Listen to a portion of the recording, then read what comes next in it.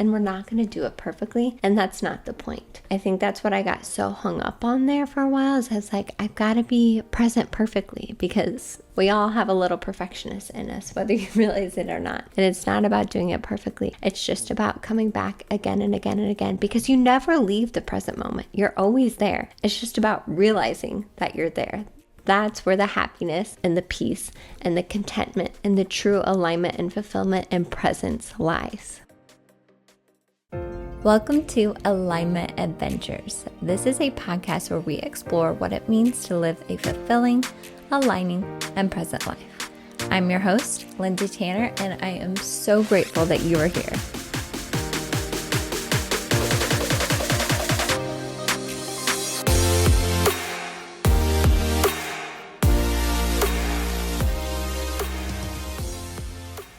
Hello, my loves, and welcome back to Alignment Adventures. As always, I am just overjoyed that you are here with me today in this present moment, talking about what it means to live an aligning, fulfilling, and present life. Well, today we're going to deep dive a little bit farther into one of those pillars, and that is the truth about being present. So I've mentioned this many times before on this podcast, but it used to drive me insane, and it still does sometimes, but I've kind of released it, gotten over it a little bit, how hard it is to be present. Like, if you really think about it, and maybe some of you can relate, and if you can't relate, maybe you're just so beyond this podcast and a true enlightened soul, and if that's the case, that is amazing. But for regular humans like us, for most humans, being present is really hard, just because there are so many things that can take us out of the present moments.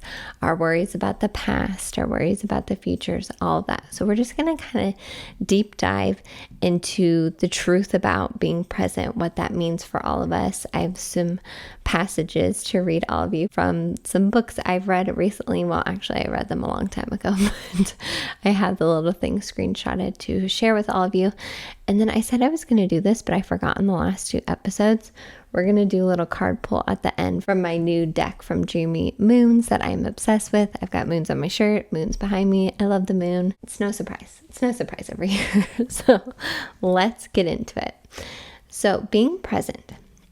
The truth about being present is that even though we don't feel like we're always present, our mind may be somewhere else, physically, we are always present. We are always in the eternal now. Always, always, always. We're always experiencing the now moment, the now moment, the now moment. It's just about getting our mind aligned with the present moment. It's about getting our mind on track with the present moment, which can be the very tricky part. There's always something we could be doing. There's always something we could be achieving. There's always something we could be being more of. There's always something we could be thinking about that we did in the past that still haunts us. We all do it. But it's just that practice of continually realizing that you're in the now, the now, the now, the now. Always and forever. So let me start with my first passage from the Comfort Book. I talked about this in a past episode. It's by Matt Haig. He did the Midnight Library. He's just a deep thinker like me. Obviously, I'm a deep thinker. That's why I have this podcast, to share my deep thoughts with you all. But let's read this passage and then really think about how this applies to our lives. The hardest dream of all to achieve is the dream of not being tormented by our unlived dreams. To cope with and accept unfulfillment as a natural human condition. To be complete in our incompleteness. To be free from the shackles of memory and ambition. To be free from the comparison of others and other hypothetical selves.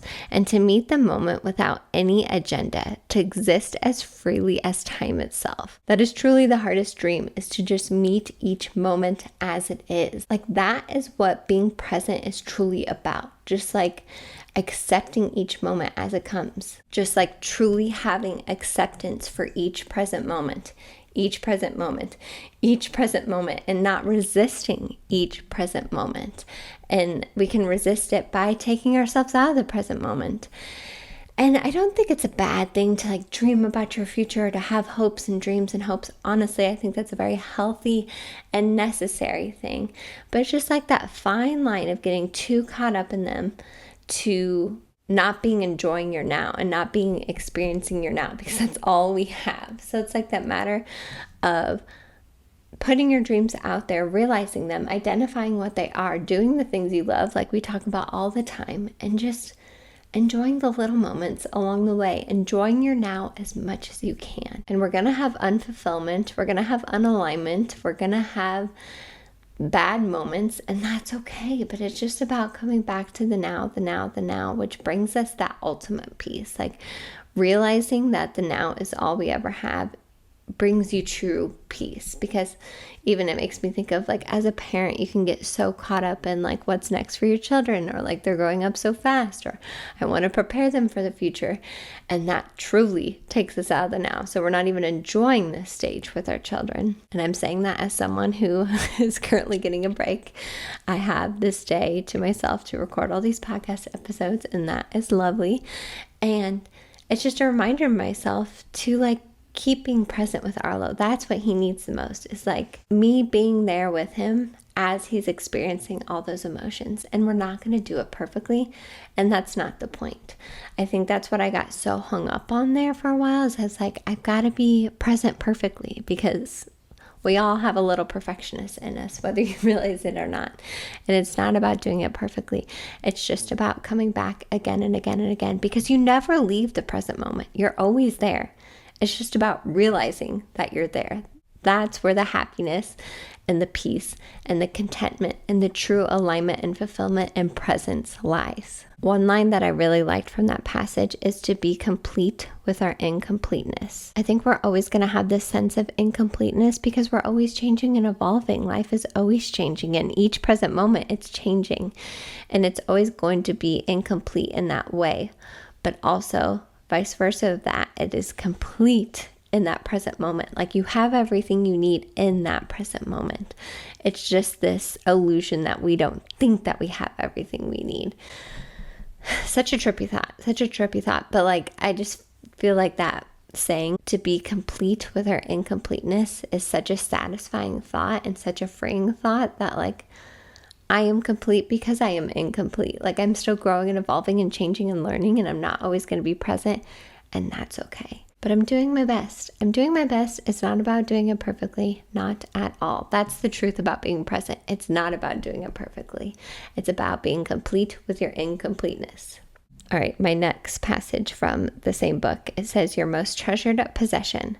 The present is known, the future is unknown. The present is solid, the future is abstract. Ruining the present moment by worrying about the future is like burning your most treasured possessions simply because you might one day lose other possessions that you don't own yet. I love that analogy. I love it so much. Again, because we all do it. We worry about the future. And as we do that, we are burning our present moment, just like it would be to burn your favorite thing that you own right now, just because you may not have the other things that you need right now. Like that's insane when you think about it that way. And it's just like the insanity of life and the human condition sometimes really kind of baffles me. That's why I have this podcast, to like just bring awareness to it and break it all down. Like we just mentioned, it's not about doing it perfectly, but the present moment is one of the most precious things you have. And realizing that and hanging on to it as much as you can brings so much magic and so many gifts to your life. Now, I think a really important part of this, and we've mentioned it many times already, is not having that self-judgment when we're out of the present moment, because it's fleeting. We're going to ebb and flow out of it, and releasing that pressure and that self-judgment to be in the present moment all the time is the truth. That's the truth. You got to release the pressure and the self-judgment, because it's going to ebb and flow. Always, always, always. And sometimes you just have to feel the feeling. So let's lead to this next passage that I think just beautifully encompasses that feeling. And it's also, again, from the same book that I mentioned. I just love these little passages. It's literally like 5 sentences, and I love reading these before I go to bed because it just is a beautiful way to fall asleep. But the title is Wolf. Crying releases stress hormones. Swearing increases pain tolerance. Fury can motivate us into action.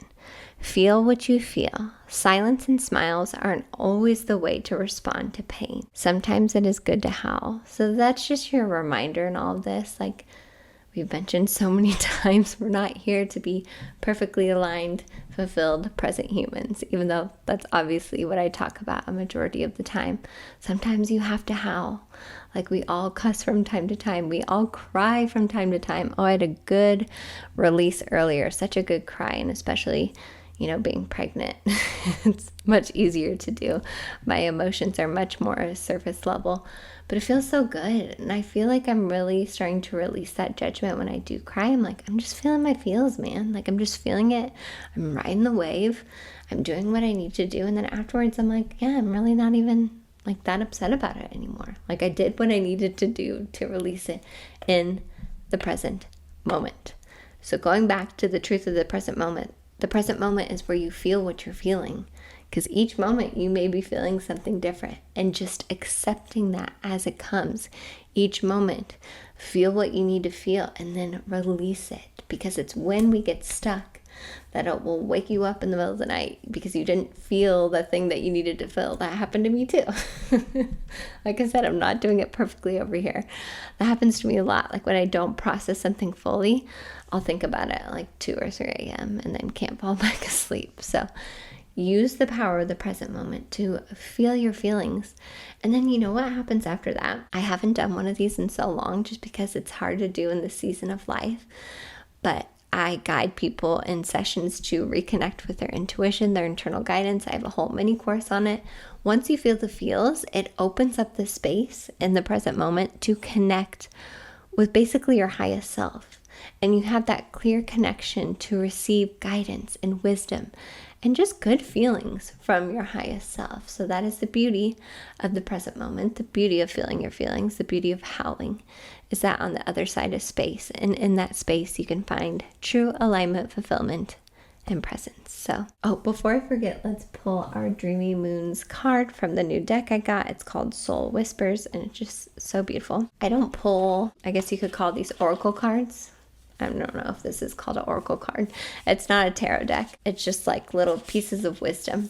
And I love to pull these as much as I can. I don't do it as much as I used to, but I feel like having it as a ritual on here will be a really fun thing for us to discuss even further. So putting the intention out that this is a message that all of us need to receive in this time and space. Accept the gifts from the universe. You deserve all the beautiful things in your life.